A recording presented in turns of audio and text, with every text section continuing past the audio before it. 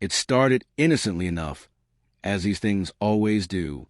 My wife, Lydia, had been spending more time on her phone, smiling at messages, chuckling at some unseen joke. When I asked, she brushed it off, claiming it was a group chat with her colleagues. I wanted to believe her. For the better part of 10 years, Lydia had been my partner, my confidant, my world. But something in my gut whispered that this wasn't just about work memes. I was hesitant to act on my suspicions.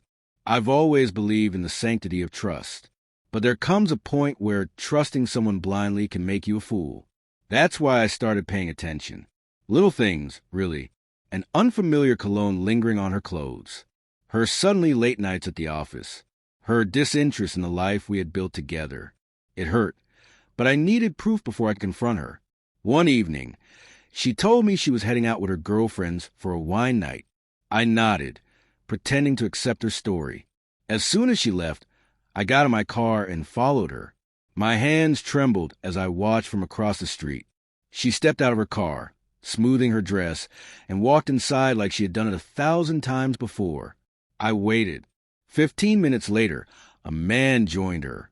He was tall, well-dressed, confident. They shared a laugh before disappearing into the elevator. The betrayal hit me like a freight train. I had loved Lydia with every fiber of my being, and she had repaid me with lies. I drove home, my knuckles white on the steering wheel, and waited for her to return. She came back around midnight, smelling faintly of whiskey and musk.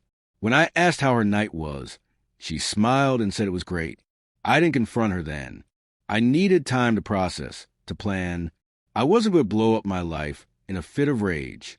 No, if she wanted to play games, I'd play too.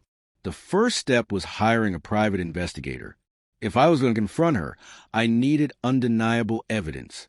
Over the next few weeks, the PI sent me photos and videos that made my stomach churn. Lydia wasn't just seeing this man. She was deeply involved with him. They went to fancy dinners, spent weekends together, even exchanged gifts. It was surreal, like watching a bad soap opera star and my wife. But the final straw came when I discovered she had been using our joint savings to fund her escapades. A credit card bill revealed charges for hotel rooms, expensive lingerie, high-end restaurants, all of it under the guise of work expenses. I had enough. One Friday evening, I set the stage. I invited Lydia to a nice dinner at our favorite restaurant. She seemed surprised but pleased, likely thinking I was trying to rekindle the spark in our marriage. She dressed up, looking every bit the woman I had fallen in love with. But as we sat across from each other, sipping wine and making small talk, I couldn't help but notice how distant she seemed. Her mind was elsewhere, probably with him. When dessert arrived, I slid a manila envelope across the table. She looked at it, puzzled, before opening it. Inside were the photos, credit card statements, and a detailed timeline of her affair. Her face turned ghostly pale as she flipped through the evidence. "What's this?" she stammered. "You tell me." I said, my voice calm but cold. "That's you, isn't it? And that's not the wine bar you claim to be at."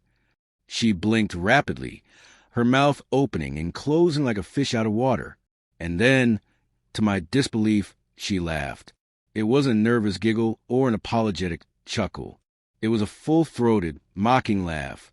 "You've been spying on me," she said, a smirk playing on her lips. "That's pathetic, Ethan." The word echoed in my ears, stoking a fire I didn't know I had. But I didn't let it show. Instead, I leaned back in my chair and smiled. "You're right," I said. "It is pathetic. But do you know what else is pathetic? Using our hard-earned money to cheat on your husband." Her smirk faltered, but she quickly recovered. "Look, Ethan, things haven't been great between us for a while. Maybe if you'd paid more attention to me, this wouldn't have happened." Blaming me. Classic deflection. I nodded, pretending to consider her words. "You might have a point," I said. "But here's the thing. I've been paying attention. And I've been planning." Her eyes narrowed. "What are you talking about?" "You'll find out soon enough," I said. Standing up, "Dinner's on me. Enjoy your evening." I left her sitting there, confusion and fear flickering across her face. That night, I moved out of our house and into a furnished apartment I had secretly rented. I took only my essentials, leaving behind the memories and heartbreak. The next few weeks were a whirlwind. I had consulted a divorce attorney long before confronting Lydia, and together, we executed my plan. I froze our joint accounts, leaving her access only to her personal savings. I canceled the credit card she had been abusing and filed for divorce, citing infidelity and financial misconduct. But the real kicker was the house. It was technically in my name, a detail Lydia had overlooked. I had inherited it from my parents, and she had no claim to it. When the divorce papers were served, she was forced to move out, scrambling to find a place to stay. Her lover didn't take kindly to her sudden financial troubles. Apparently, he wasn't as invested in their love as she thought. Within a month, he ghosted her, leaving her alone to face the mess she had made.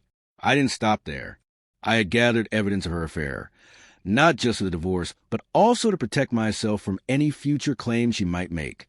The photos, the texts, the receipts. All of it was airtight when she tried to play the victim in court. Claiming I had been distant and unloving, my attorney laid out the facts. The judge wasn't sympathetic. In the end, Lydia got nothing.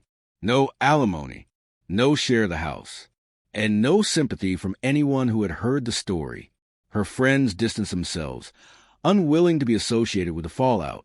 Even her family, who once adored me, admitted she had crossed a line. As for me, I walked away with my dignity intact and a newfound sense of clarity. The betrayal had been devastating, but also freed me from a toxic relationship I had been blind to for years. I threw myself into my work, my hobbies, my friendships, rediscovering the parts of myself I had lost while trying to keep our marriage afloat. One evening, months after the dust had settled, I received a text from Lydia. It was brief but telling. "I'm sorry for everything. I miss you." I stared at the message, a wave of emotions washing over me. But instead of replying, I deleted it. Lydia had made her choices, and so had I. My life was finally moving forward, and there was no room for the past. Sometimes, justice isn't about revenge or making someone pay. It's about reclaiming your power, your self-respect, and your peace. And in that sense, I had won. For the first time in years, I felt free.